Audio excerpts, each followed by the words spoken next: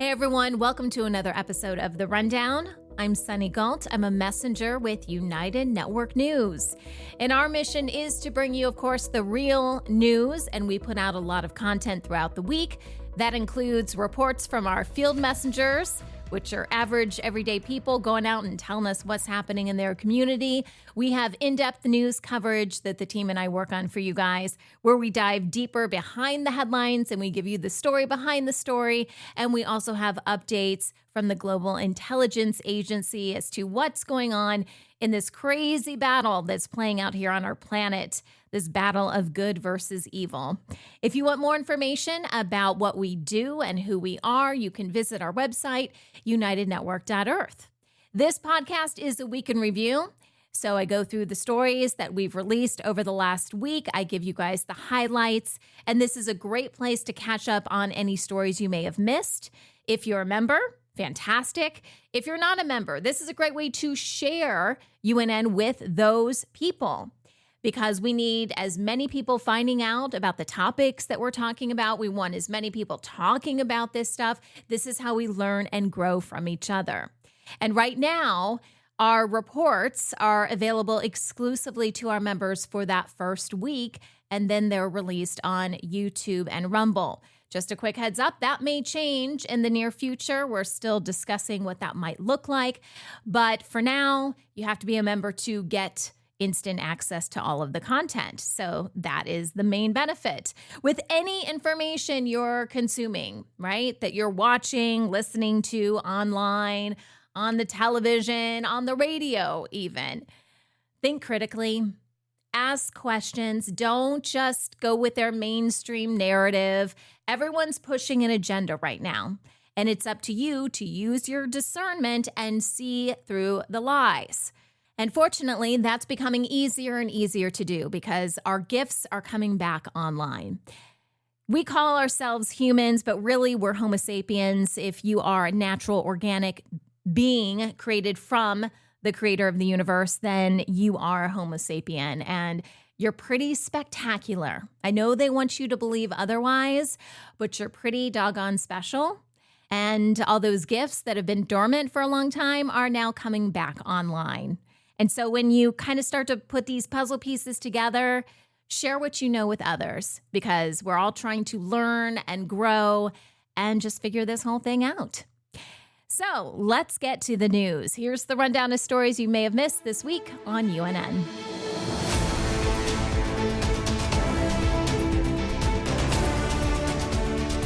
So I'm going to take a couple seconds and just brag about our awesome field messengers, because we believe this is how you change the face of news.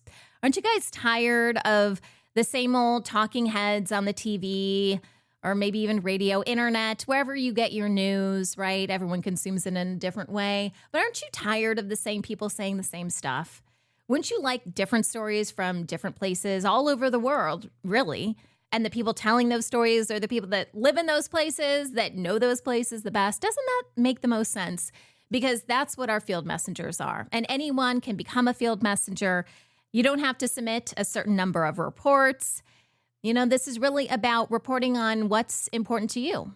And we're starting to put out more content right now to help you with your reports, to make you feel as comfortable as possible. We've got an awesome production team that takes the content that you record and puts it into a format for the news. And then we play it on the news and everyone finds out what's going on in your community. And it's a really beautiful thing. We're starting to get to know each other again, and you can be part of that. So there is more information about that on our website. We also have a Telegram group if you want to join that. And we have meetings. For me, it's on Sunday, depending on where you're at in the world. But we've got Zoom meetings that you can join, meet other field messengers, and learn a little bit more about what it's like. So let's talk about some of the stories we released this week. Kicking things off in Sweden with Susan, who talks about a forest program going on in Sweden. It is a managed program where trees are cut to short stumps, sometimes not as short as you might think.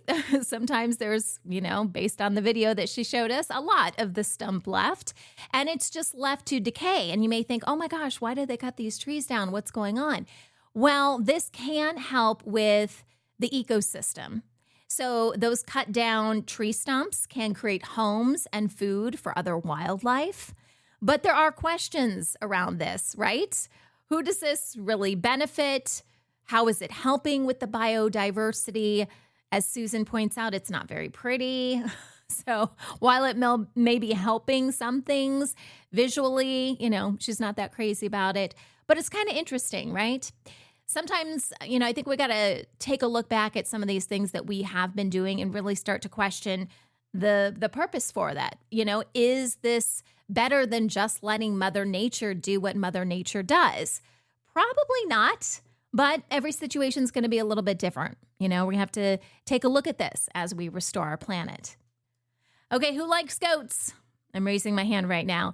One of our field messengers, Emma, who is out of Spain, she's in Fuerteventura. She went to a working goat farm. So this is a farm where visitors can stop by. They can wander amongst the goats. They can see what daily farm life is like. They actually have a little shop there where they sell some of the cheese from the goats and other products. I think she said they're also a rescue farm for other farm animals, which is really cool. She says even whole buses of tourists will stop by daily. Of course, the island only has certain types of goats, so you also learn a little bit more about the tradition and the island's rural heritage when you stop by. Abril from Mexico takes us to Cancun, where she interviewed a couple architects who are working to improve neglected areas with what they're calling tropical urban designs. So she literally sits down with these architects and she's walking through some of the areas of Cancun to basically show what can be done and how they're making a positive difference in the community. And one of the things I love that they were talking about is they're trying to do away with this idea of caste systems, right? And community spots are a great place to do that. So they're redesigning these spots to really suit all different types of classes of people. And they said that they're bringing people together. That's the one thing. If you go to our website for United Network News, it says on the homepage, bringing people together, because that's exactly the opposite of what they've been doing to us for so long. They've been trying to isolate us, and then they lie to us about each other, right? And they get us to form these opinions that are based on falsehoods. And so I just love this concept, and it was really refreshing to hear. And by the way, if you want to make anything seem more tropical in your design, they said add plants. Pretty easy to do, right? Add plants. Now we're headed over to Egypt. So Rick, who's originally from Arizona, is in Egypt. He takes such incredible trips. I absolutely love it. And he goes to one of the ancient temples of Abu Simbel, where there are huge monuments built by Ramesses II to honor both the king and queen. And so he takes us inside. It's so interesting. I've actually been to this specific temple. It's been a while, many, many years ago. But it's interesting. Would I have a different pair of eyes in seeing this than when I was there? When I was there before, I was not aware of how the world really works. And so I basically viewed everything through a religious lens. And I felt very uncomfortable going to these different temples. I felt like it was sacrilegious. And would I feel any different going there today? Yes, historical. Yes, beautiful in many, many ways. And certainly do want to preserve those types of structures, because in this specific temple, they actually were very concerned about it, and they thought that it could be an area that was going to be damaged, I think, by water, I would assume. And so they cut the temple into pieces and they moved it to higher ground to preserve it, which, man, when you see the video, it's amazing what they could do and still make it look as impressive as it does. I mean, the engineering of these temples alone is extremely impressive. Of course, we know now that they had a lot of help from non-human beings and doing things. But how would I feel going there today? I don't know. But these monuments, these temples really are impressive. Okay, who's had durian before? This is a fruit that is really popular in Malaysia. So Luis from Malaysia tells us all about it. In fact, he says it's known as the king of fruits. It's considered a delicacy, and it is known for its distinct aroma and spiky exterior. You don't want to throw this at anyone. I think you could actually hurt someone if you throw a durian at them. But it is a more interesting taste. It's got a creamy texture. And what I loved is how this brought the community together, because we saw tables and tables of people with just this fruit cut open on their table. It's like they were taking advantage of the fact that this is something that doesn't happen all the time. It's not always durian season, and in the video it was, and they were there for it, you know? And I think we might see more and more of this as we really start to embrace our seasons. We're so used to things being shipped all over the world, so we don't even know the growing seasons for a lot of the things that we eat. But I love that idea of us, this is a season for this, it's a season for this. Let's get together and let's celebrate something that we often take for granted. Helen out of Australia takes us to this organic pantry. She talks to a woman named Vanessa, who is doing her very best to support local farmers, to help grow her community, make it more strong, because a lot of the chemical-free producers out there are struggling. For example, if you are trying to do things more naturally and you're raising chickens, you may not be able to get your meat processed. They're not working with local farms. You know, they want the contracts with the big guys, and they're basically going where the money is. And that is hurting a lot of local farmers, local growers. And so she's trying to gather these goods and, help these people out wherever she possibly can. And she also told us about something that's been around for a while. You guys should look this up. It's called Smart Fresh. Don't let the name fool you, because they, meaning the people that mass produce food and send it out around the world, they spray this concoction on vegetables. And when they do, it allows it to look like it's fresh. I can't say stay fresh because it's certainly not fresh for up to 2 years. And here's the thing, when they spray it, they use hazmat suits. And you're not even allowed to go in the refrigerator where they keep the vegetables for multiple days after they spray. But they want us to eat this stuff. So this is what we're up against. This is why we have to help our local communities, our farmers, the cattlemen, and the people that are raising the animals that have been on these farms for, gosh, I think in this video, the one guy had been on his farm for 5 generations. This is what we're working to preserve. You know, who wants to eat vegetables that have been around for 2 years? I mean, what kind of plastic nonsense is that, right? But we have to bond together and we have to help each other. So this is a great opportunity for you to look around in your own neighborhoods, your own communities, and see how you can support the people there. Amy out of New Jersey talks about the local pond in her area. I think she said her neighborhood is just across the street.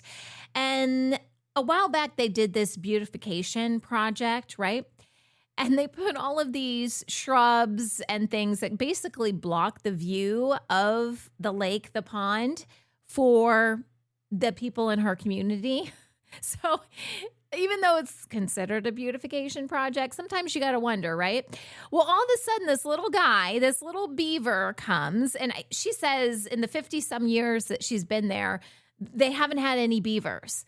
But it's considered a North American beaver. It's moved into this local park pond.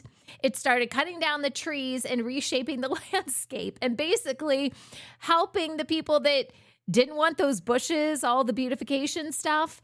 It's basically helping them because it's cutting it all down so they can see the water again. So obviously they were pretty happy about this beaver showing up. In fact, according to Amy, there is a small dam that collapsed in the area, and she's hoping that the beaver heads over there next. So, hey, you know, it's all symbiotic. We're all working with each other to help restore our planet. Simone from the UK takes us to a branch wellness hub, and she interviews one of the people that started this hub. And it's just a beautiful place where you can have all these different natural healing practices all in one location. And that includes some of the things we saw in the video, a hyperbaric chamber. There was a parasite zapper, that's what they called it, that used frequencies to zap things in your body that aren't supposed to be there. We know everything is about frequency, right? So they would take a blood sample, figure out what's going on in your blood, and through frequencies, get rid of the stuff that shouldn't be in there. And this is just a beautiful way to return to a more natural way of healing. And hey, if you can get it all in one spot, even better, right? And finally, Monica out of Romania takes us to a lotus pond. There is a place that's called the Felix Baths Resort in Romania. And she says there's a very unique lake there where they have rare lotuses and water lilies. And she shows us exactly what it looks like. They are thriving in these warm thermal waters. And she also, I thought it was very beautiful. She was talking about the lotus flower since it kind of has to bloom out of darkness, right? She was talking about the flower being a fighter that never gives up and comparing that to all of us right now. We are all in this battle. Well, we are all in this battle, whether you know it or not, this battle of good versus evil. And sometimes it feels like we go through some really dark days, right? But when we persevere, we're going to pop up out of the water, so to speak, and then have a bright, beautiful future. So the lotus flower is really a great example for us, especially when we're struggling. Okay, here are some of the news stories that the team and I worked on for you guys this week, talking about a major NHS contract giving Palantir Technologies, which I'm sure you guys are familiar with, a central role in the UK's federated data platform. And this has sparked fierce debate over privacy, ethics, and government oversight. Supporters say the technology could help reduce hospital waiting lists and improve efficiency by connecting data across the healthcare system. While critics warn that handing sensitive patient information to a company known for its military and intelligence ties creates long-term risks. In shocking news, NHS staff have been told if they criticise the contract between the NHS and the tech company Palantir, they may lose their jobs. The tech company has a contract with the Israeli government to provide tech that is used in a genocide. As well as that, they also provide technology and information to ICE. And Peter Thiel, one of the co-founders of Palantir, have been financially backing the orange blob Donald Trump. Advocacy groups and some doctors are calling for the contract to be canceled, citing concerns over lobbying, governance, and the possibility that future governments could expand how the data is used. Meanwhile, NHS England maintains that patient data remains under NHS control, and Palantir says it does not own or profit from NHS data. Some people taking GLP-1 medications like Ozempic and Mounjaro are describing a subtle emotional shift online, sometimes referring to it as Ozempic personality, where things that once felt exciting or rewarding seem emotionally muted. While these medications are highly effective for weight loss and blood sugar control, researchers are exploring whether the same brain reward pathways that reduce food cravings could also slightly affect motivation, pleasure, or emotional engagement in some users, like this person. I've been injecting myself now with a microdose of GLP-1, aka semaglutide, aka no-name Ozempic, for over 3 months now in an attempt to lose the weight that I gained in my late 40s and my body just does not want to let go of. I want to preface this with I've never had any issues with depression or anxiety, so I'm coming at this as like a standpoint of someone that's never medicated for anything mental before. As I was taking this, I felt like it was harder for me to get motivated to work out. I honestly felt just less productive and maybe like a little bit lazier. I felt like it stunted my creativity. So there is no current evidence that GLP-1 drugs commonly cause this issue, which is known as anhedonia or emotional blunting. And many people report positive mental health effects instead. So they kind of feel the other way. Still, experts say it's important for patients to pay attention to emotional changes, discuss concerns with healthcare providers, and view these medications as just one part of overall well-being. The debate between wired and Bluetooth headphones has expanded far beyond convenience, touching on sound quality, durability, style, and even long-term health concerns. Wired headphones are praised for delivering uncompressed audio, zero lag, and reliability without batteries, but also making a comeback as a retro fashion choice. On the other hand, Bluetooth headphones remain the go-to option for mobility and everyday convenience. But some users are increasingly concerned about prolonged exposure to wireless radiation and potential chemicals found in certain products. Bluetooth devices run on radio frequency radiation. And while it's non-ionizing and not in the same category as X-rays, that doesn't mean it's harmless. This study shows that long-term daily use can cause oxidative stress. It can also disrupt thyroid function and eventually impact memory and focus. And here's what most people miss. Earbuds sit next to your thyroid every single day. So if you love music or podcasts while you commute, here's the safer swap. Use your speakers or get wired headphones. Alternative options like air tube headsets have also gained attention among people looking to reduce exposure near the head. In the end, there is no single best choice, with the decision largely coming down to personal priorities around performance, comfort, convenience, and peace of mind. Mumbai's massive coastal road project has become a flashpoint in a wider debate about inequality, infrastructure, and who modern cities are built to serve. Supporters see this multi-billion-dollar highway as a symbol of progress that could reduce traffic and improve travel for drivers, while critics argue it primarily benefits wealthier car owners in a city where most residents depend on dangerously overcrowded trains and buses. With its 22 million inhabitants, Mumbai is the economic and financial capital of India. Each morning, the city is brought to a halt by huge traffic jams. To get to work, 8 million people take the train each day.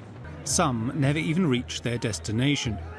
Between those who hang onto the carriages and those who lean out of the train, casualties have become commonplace. The controversy has also expanded beyond transportation, with concerns about environmental damage to mangroves, increased flood risks, and disruption to fishing communities along the coast. For many residents, the deeper issue is whether public money should prioritize private vehicles or urgently needed improvements to public transit systems used by millions of people every day. South Korea's K-beauty industry has grown into a global powerhouse worth billions, driven by innovative skincare products, the worldwide influence of K-pop and K-dramas, and highly competitive pricing. But behind the glowing skin and viral routines lies a more complicated reality shaped by intense beauty standards, lookism, that's actually a term, and social pressure that can distort self-image and fuel insecurity. The country has also become a major destination for beauty tourism, attracting visitors seeking affordable cosmetic procedures and advanced treatments, though critics warn that commercialization, inconsistent oversight, and psychological pressures can carry real risks. From issuing tax refunds and special medical tourism visas to hosting global wellness events, the government has been actively promoting the nation as a medical tourism hub. The government basically built Gangnam in such a way to support this industry. There's over 600 plastic surgeons here. There's over 1,000 skin clinics, all in an area that's almost 43 square kilometers, about the size of Manhattan in New York. As the industry continues to expand globally, South Korea is also beginning to grapple more openly with questions about mental health, conformity, and the line between self-care and societal expectation.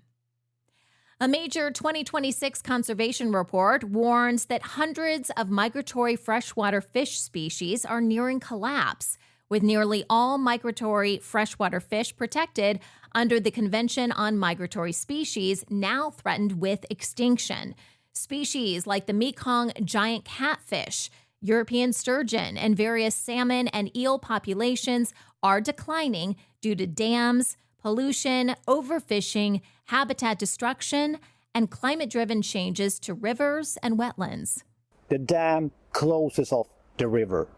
That makes it impossible for the fish to actually migrate up the river. And if they can't migrate up the river, we will not have any new salmon. While fish ladders and bypass channels were introduced in some areas, these measures often proved inadequate. In many cases, the design of the older dams made effective passage nearly impossible for the fish. Restocking programs have been introduced using hatchery-raised salmon.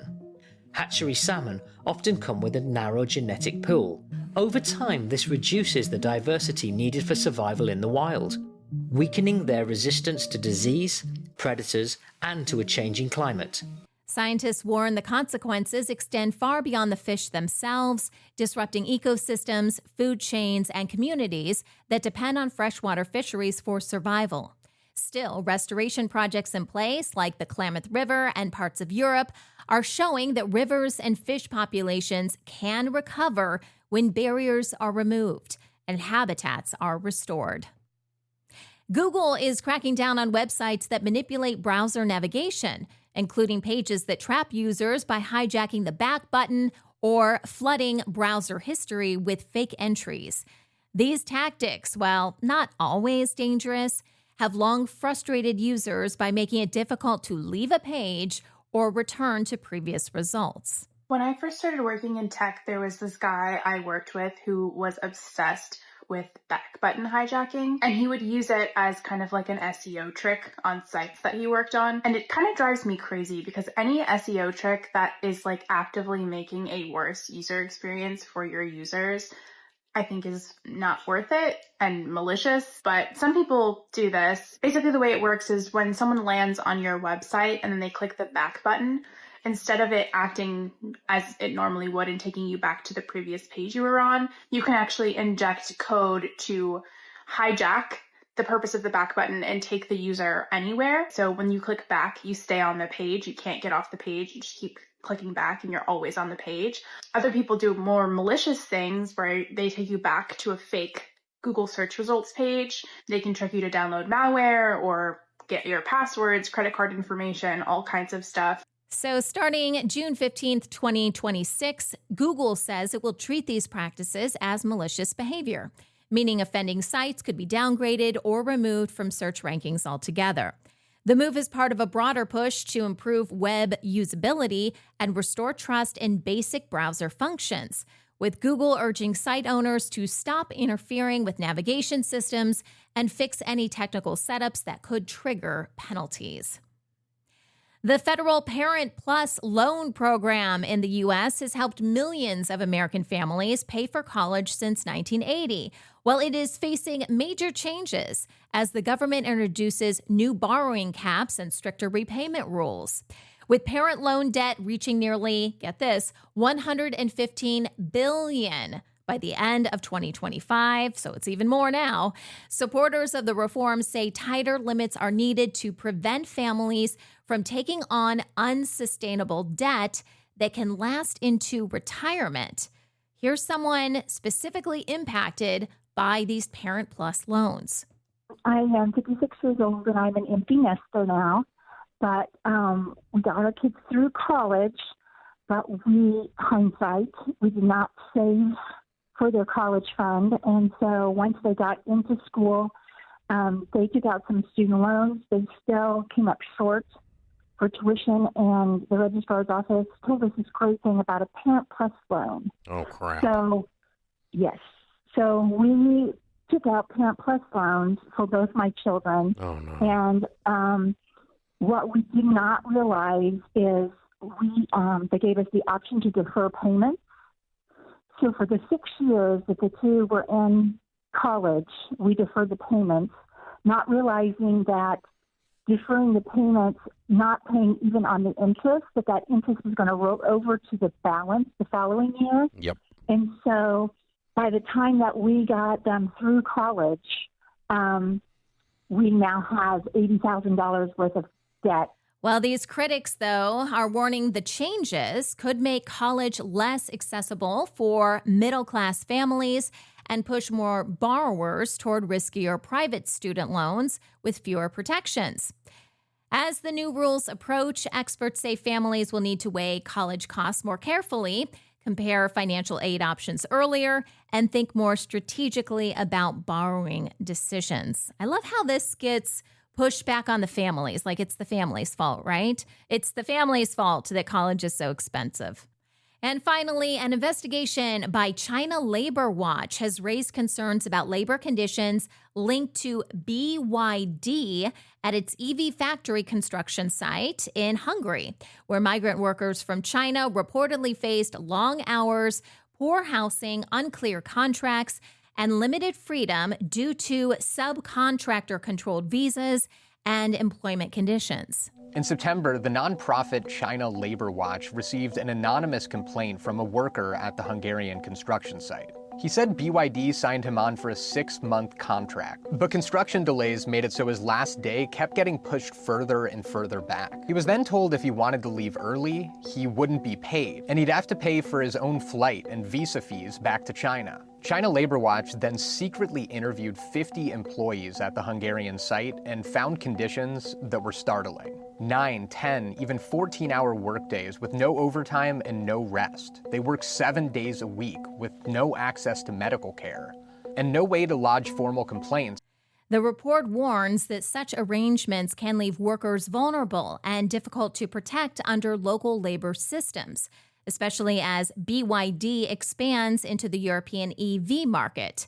Similar allegations have also surfaced in Brazil, where authorities investigated slavery-like conditions at a factory project and briefly placed BYD on the country's official labor violation registry, known as the Dirty List, before, get this, it was later removed. BYD has denied wrongdoing, attributing issues to subcontractors, while pledging to strengthen oversight of labor practices across its supply chain.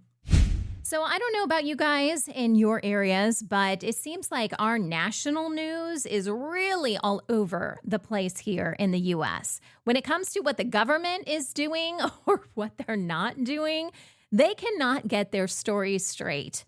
So we don't have a new video from Kim, but we do have a statement that she released on Wednesday. So for those of you who don't know, Kim Gogan is the head of the Global Intelligence Agency, and she gives regular reports. She's aiming for one report a week where she goes into a lot of detail, a lot of information that you're not going to find anywhere else but United Network News, as far as what these deep state actors are doing and the bigger picture, really. You know, I've talked about this battle of good versus evil, and that's really the ultimate fight that we're in, right? It's not really the deep state. Yeah, the deep state, they have nefarious players, and, you know, they've been winning for a really, really, really long time, and they think that they can't lose, but they're losing and they're losing and they're losing. So I want to read this statement that Kim put out through the UNN and CARE Telegram channel. This came out on Wednesday. So this is Kim talking. She said, "Good afternoon, everyone. All is well and I'm doing fine. It's been a pretty busy week. Sunday's ritual yielded them no results, no covenant renewal. There are still some remnants left that cannot enter the natural world we actually live in, and this is what we have been working on. Today, things are calmer than they have been because some are, quote, no longer with us, end quote, with the remainder hanging on by a thread. We expect over the next few days that those who are of natural creation but working against us to either choose a different way or not exist. They have figured out for the most part there is no way around me, meaning Kim, and no way to steal from me, and in turn, you anymore. We have 2 more full days before the ultimatum is up. I will give a full update and report no later than Saturday, which would be today. Thank you for your continued support for all of us Homo sapiens. If you're new and you're like, why'd she say the word Homo sapien? Because if you are natural and organic and created by the creator of the universe, you are a Homo sapien. You're not actually a human, believe it or not. Kim has broke this down in the past, but humans are not natural. At least a portion of them was created by an AI system. So now whenever I hear people say, oh, humanity, I'm like, oh, I don't think you really want to be part of humanity. I know what they mean, but we're actually Homo sapiens. We got to come up with another term. So that's very interesting, right? And I see all this stuff, like something came out today, came across my feed about apparently another shooter at the White House. I'm like, what is going on over there? I truly think they're just throwing anything at the wall and hoping something sticks.